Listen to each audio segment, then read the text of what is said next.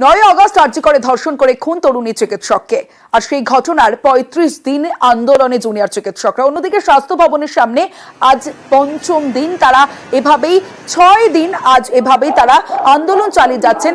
মহামিছিলে junior ডাক্তাররাও, যে ছবি আপনাদের দেখাচ্ছি, অর্থাৎ সেন্ট্রাল পার্ক থেকে স্বাস্থ্য ভবন পর্যন্ত জুনিয়র চিকিৎসকরা তারা আজ মহামিছিলে অংশগ্রহণ করেন স্বাস্থ্য ভবনের সামনে। ধর্নার 6 দিন এবং সেখানে বিশিষ্টরাও রয়েছেন। সরাসরি চলে যাব, আমার সঙ্গে সরাসরি ইরন রায়বর্মন রয়েছে, ইরনের সঙ্গে কথা বলবো।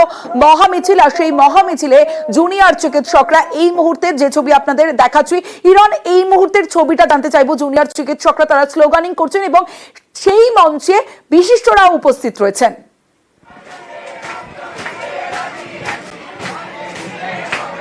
দেখো, আজকে জুনিয়র ডাক্তার ফ্রন্টের ডাকে সেন্ট্রাল পার্ক থেকে স্বাস্থ্য ভবন পর্যন্ত একটা মহামিছিল ছিল, যেখানে জুনিয়র ডাক্তার উপস্থিত ছিলেন সিনিয়র ডাক্তার যারা সেরকম কয়েকজন মানুষ ছিলেন, অবশ্যই সাধারণ মানুষ ছিলেন বিভিন্ন পেশার।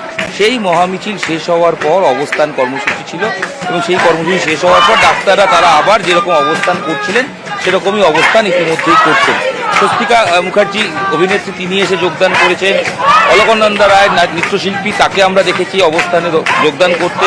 এবং ডাক্তারদের তরফ থেকে, জুনিয়র ডাক্তারদের তরফ থেকে তারা 5 দফার যে দাবি, সেই দাবি সামনে রেখে তারা কিন্তু মহামিছিলের ডাক দিয়েছিলেন। তারা বলছিলেন যে অন্যান্য বিষয়ে সামনে চলে আসছে, তাদের মূল দাবিগুলো তারা কোথাও পিছিয়ে যাচ্ছে, সেই কারণে তারা এই মহামিছিল। এবং তারপর আজকে তারা কিছুক্ষণের মধ্যে তাদের জিবি বৈঠক রয়েছে, যে বৈঠকে তারা পরবর্তী কর্মসূচি নিয়ে আলোচনা করবেন। ইতিমধ্যেই তারা কি ভাবছেন, তারা আন্দোলন চালিয়ে যাবেন এবং সেক্ষেত্রে পরবর্তী পদক্ষেপ কি, সেই সব কিছু নিয়ে তাদের কিন্তু ইতিমধ্যেই বৈঠক হওয়ার কথা, জিবি বৈঠক হওয়ার কথা।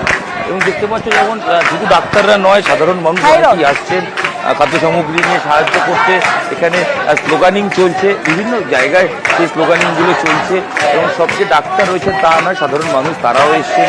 এখানে আমরা দেখতে পাচ্ছি যারা উপস্থিত রয়েছেন এবং সব মিলিয়ে ডাক্তাররা তারা তাদের অবস্থানে এখনো তাদের যে দাবি ছিল সেই দাবি অনুযায়ী, সেই জায়গা অনুযায়ী তারা কিন্তু তাদের দাবিতে এখনো পর্যন্ত অনড়। এবং তারা বলছেন 5 দফা দাবিটাই তাদের মানতে হবে এবং জিবি বৈঠক কিছুক্ষণের মধ্যে হওয়ার কথা, যদিও সেটা একটু আগে হবে। জিবি বৈঠক আর কিছুক্ষণের মধ্যেই হওয়ার কথা, কারণ জুনিয়র চিকিৎসকরা তারা লাগাতার আন্দোলন করছেন। আর সেই আন্দোলন থেকে তাদের পরবর্তী কর্মসূচি কি, অবশ্য আমাদেরও নজর থাকবে জিবি বৈঠকের পর জুনিয়র চিকিৎসকরা তারা কি জানান। অন্যদিকে আরো একটা ছবি আপনাদের দেখাবো। দুপুরে করুণাময়ী থেকে স্বাস্থ্য ভবন পর্যন্ত মিছিল করেন নার্সরাও।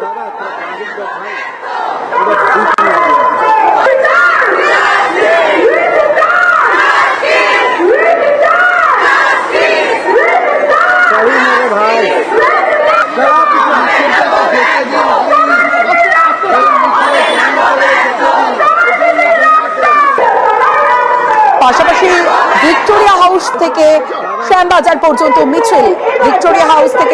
পর্যন্ত মিছিল, উত্তর ও মধ্য কলকাতার বিভিন্ন স্কুলের প্রাক্তনীরা রবিবাসরীয় মিছিল, বিচারের দাবি। প্রত্যেকের একটাই দাবি, উই ওয়ান্ট জাস্টিস। তোমার স্বর আমার স্বর, একটাই স্বর, জাস্টিস ফর আরজি কর। আর জাস্টিসের জন্য আজ প্রাক্তনীরা, বিভিন্ন স্কুলের প্রাক্তনীরা তারা পথে নেমেছিলেন। ভিক্টোরিয়া হাউস থেকে শ্যামবাজার পর্যন্ত মিছিল, আরজি করের প্রতিবাদে মিছিলে বিভিন্ন স্কুলের প্রাক্তনীরা।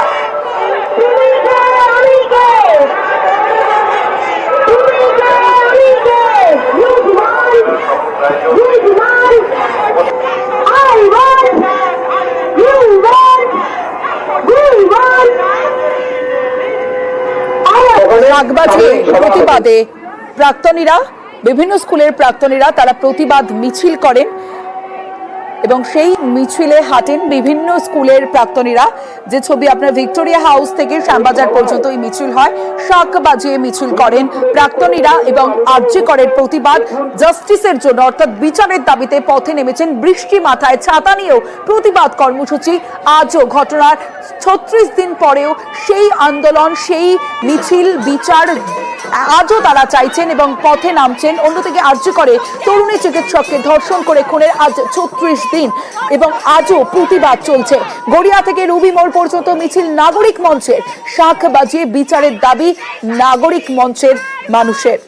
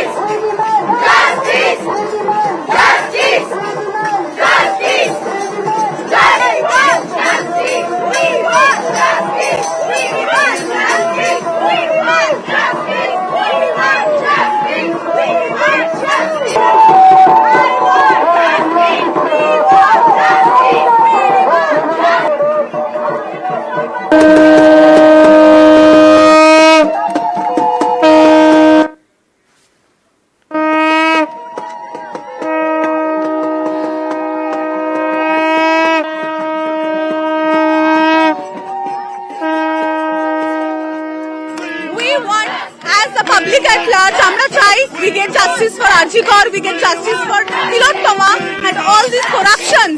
সব এগুলো me too and stricter action should be taken and laws should be implemented. Me myself as an advocate, I want laws must be stricter.